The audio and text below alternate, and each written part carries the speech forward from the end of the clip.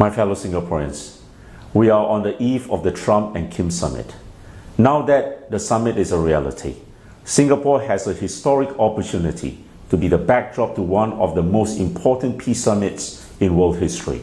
Certainly the most significant since the Reagan-Gorbachev summit of 1987 held in Reykjavik, Iceland, which effectively ended the Cold War. Summits are invariably associated with their host country. If the summit is a success, Singapore will go down in history as the place where a giant step was taken towards world peace. At this historic moment, we need a foreign minister who can elevate the prestige and stature of our country. We need a foreign minister who has a sense of history and our country's place in the world order. Think of the likes of the George Canning, the Lord Castlereagh, Palmerston, Kissinger, Zhou Enlai, even Sergei Lavrov of Russia in modern day. These were people who, by the force of their personality, stamped their mark on their country's foreign policy. Foreign policy is the projection of a country's prestige and power onto the world stage. Unfortunately, my fellow Singaporeans, we do not have such a foreign minister. We have a foreign minister, Mr. Vivian Balakrishnan, who has absolutely no sense of history, no sense of Singapore's place in the world order, no statesmanship, no talent or caliber to be our foreign minister. Instead of telling the world that Singapore is delighted to be hosting this summit and that we will be doing everything we can to facilitate a successful outcome, because it means so much to the Singapore people to have peace on the Korean Peninsula, what it means to the world at large, what it means to the Korean people on both sides of the divide. He goes to make the most ridiculous statement that we are here to serve tea and coffee. Outrageous. This man has no place to be our foreign minister. And you know what? I see that the establishment is now backpedaling. They are trying to suggest that he made those comments in jest. No, he did not.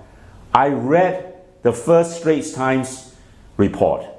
Nowhere did it state that those comments were made as a quip or as a joke. My fellow Singaporeans, a sound foreign policy is vital to our nation's security and well-being. Mr. Balakrishnan became our foreign minister on the 1st of October 2015.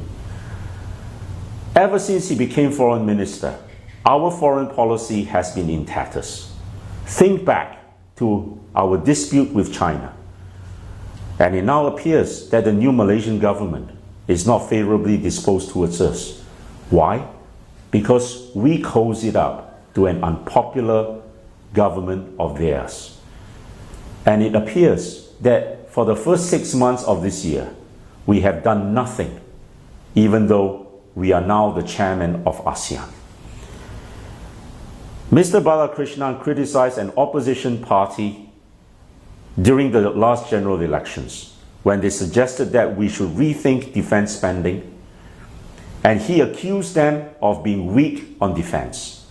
Now, it's very convenient for a politician to mouth those motherhood statements. The fact of the matter is that under Mr. Balakrishnan's stewardship, our foreign policy is at its worst since our founding. We are now less secure than at any other time in our history.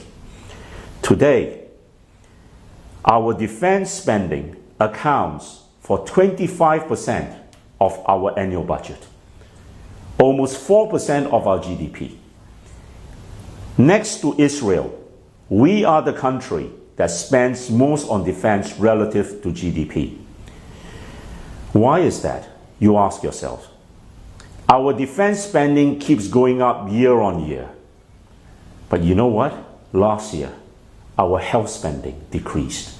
And we have a government that tells us that they have to raise taxes and GST so that they can take care of an aging population and increase health spending. I will never be weak on defense, but I understand that diplomacy must always be our first line of defense. But unfortunately, under this government, our diplomacy is deplorable. I made this video because I know the people of Singapore will not want all the foreign journalists who are here in our country today to go away thinking that we are here merely to serve tea and coffee. We are not.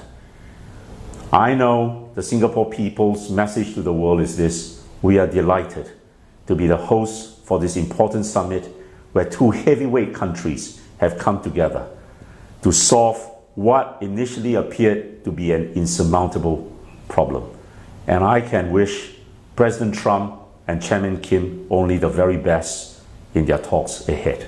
Thank you.